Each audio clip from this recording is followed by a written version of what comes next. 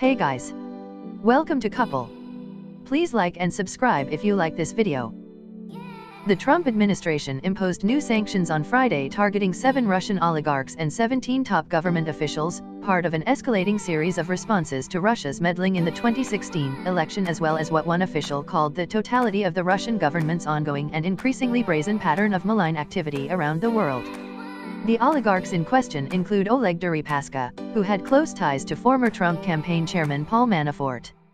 This latest move comes less than 2 weeks after the expulsion of 60 Russian diplomats by the EU as part of a coordinated international response to the poisoning of Russian ex-spy Sergei Skripal in Britain on March 4.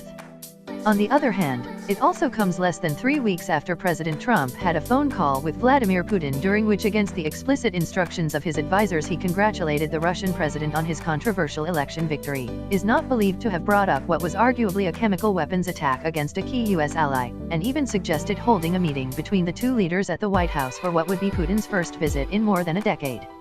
It's been clear for a while now that the Trump administration and Trump himself have very different approaches to Russia.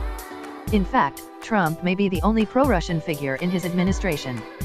Even as he has continued to publicly defend his overtures to Putin and has been reluctant to criticize or even acknowledge the evidence of Russian interference in 2016, his administration has taken a number of steps that are arguably more aggressive toward Moscow than its predecessors' actions.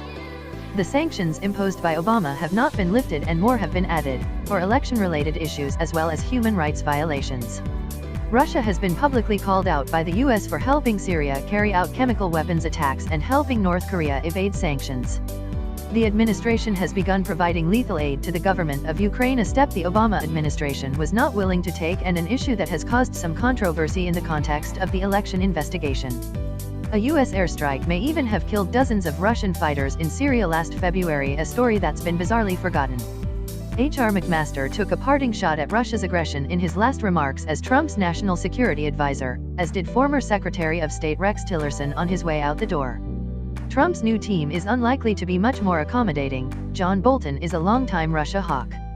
The Russians themselves reportedly view Trump as either hemmed in by Mueller's investigation and prevented from executing the foreign policy he'd like, or even running a sort of good cop, bad cop routine.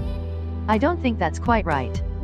The president's habit of choosing advisors based on their manner and presentation rather than their views, in addition to his tendency to defer to his advisors on national security matters, has created a situation where he often seems not to agree with things his own administration is doing.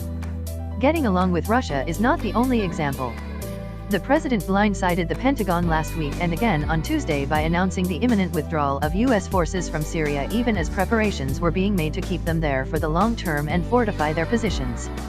As the Washington Post reported Friday, in national security meetings, Trump and his generals hold frequently opposing ideas about priorities in Syria, Iraq, and Afghanistan. Even more than a year into his presidency, Trump sometimes acts as if he's on the outside lobbing criticism rather than the one directing policy. These days, the most prominent critic of Trump's foreign policy may be Trump himself.